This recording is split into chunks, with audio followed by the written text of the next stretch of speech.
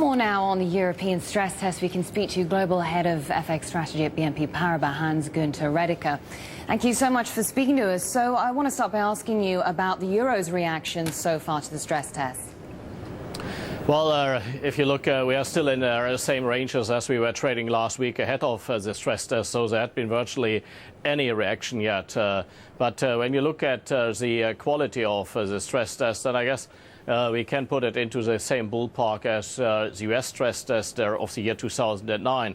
At that time, there had been as well a lot of shortcomings within the stress test, but there had been, in the end of the day, a very good public relation event, and that boosted risk-taking at that point.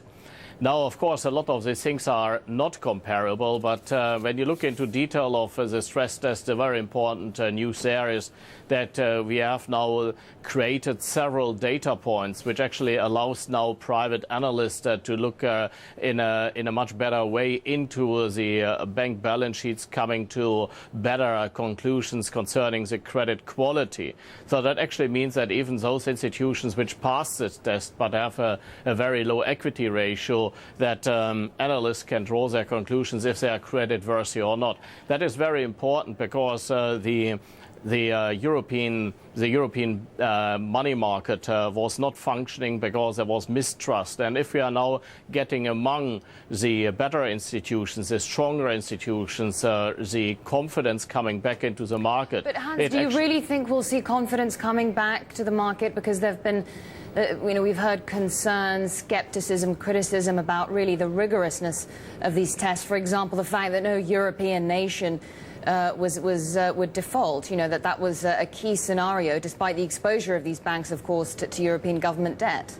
Well, that is, of course, one of the points of criticism, but you have as well to consider that that the European politicians don't want to give a wrong signal, or what they regard as a wrong signal. And therefore, they had to make the differentiation between an investment account and the trading account, because an investment account is held to maturity, and therefore you would not need to do a required adjustment if you would not assume that there is going to be a failure of a European sovereign, and they did not want to give that signal. But the main important point here is that you have now several data points under several stress level conditions where you conclude which banks are okay and which ones are not. But that's the point, though, isn't it? That these tests haven't really provided a true picture of the health of these banks. You mentioned the trading books and the banking books, and I think when it comes to Greek debt, for example, just 10% of the debt is held on the trading books, which is what these tests have been looking at. Yeah, well, you're absolutely right. I mean, there are shortcomings within the test, and it was never said that this is going to be like the perfect test. But the main important and most important thing to consider here, that we have now as private analysts, we have several data points which is allowing us to differentiate between the good ones and the bad ones. And there's no reason why there could be not a functioning, non-functioning money market between the good ones and a non-functioning money market among the bad ones. I guess that is the important thing.